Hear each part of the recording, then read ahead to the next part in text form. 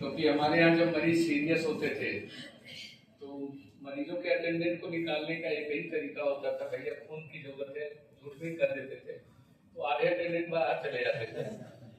तो हम लोग तो मेडिकल कॉलेज से जो है ये चीज है कि अगर भीड़ कम करनी हो तो आप खून की डिमांड करिए। उसमें से कई लोग तो 10% ही बचे रहते थे। तो वास्तव में ये खून जो है आप किसी से कुछ भी ले लीजिए, लेकिन आप कहिए अगर एक बोतल खून दे दो, कोई नहीं देगा। तो हमारे यहाँ यही होता था कि जो पेशेंट होते थे वो कहते थे साहब बाहर से ले आए, बाजार से ले आए, मोल मिल जाएगा। तो एक चीज है कि भाई मोल कौन देगा? वही देगा जिसको पैसे की जरूरत नशेड़ी होगा, जो गनेड़ी होगा, जो वही अपना खून देगा।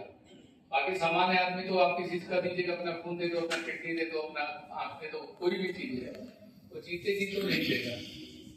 और अगर आप उनके बेटे हो मरीज के, आप उनके रिलेटिव है, आप उनके हस्बैंड हो, आप उनके बच्चे हो, तो आपको खून देने में क्या प्रॉब्लम है? उनको समझाया जाता था।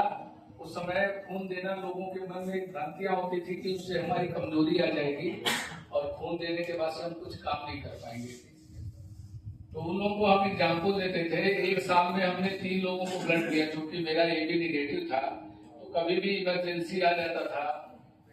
एक बार का वाक्य, एक ऑपरेशन पोस्टपोन हो रहा था, तो मैं उस टीम में मैं इंटर्न था, तो मैंने सीनियर से पूछा, हमने कहा बॉस ये पोस्टपोन क्यों हो रहा है? बोले यार इसका ब्लड है ना। उस समय बाजार में मिल जाता था, कई जगह हमारे यहाँ पॉलीपैथोलॉजी था, चरक पैथोलॉजी था KGMC के बाहर, तो 300-250 रुपए में एक यूनिट ब्लड मिल जाता था उस समय। 1986 की बात कर रहा हूँ, 92 की बात कर रहा हूँ। तो उन्होंने कहा यार बड़ा मुश्किल से एक यूनिट मिला, वो भी 1350 में मिला।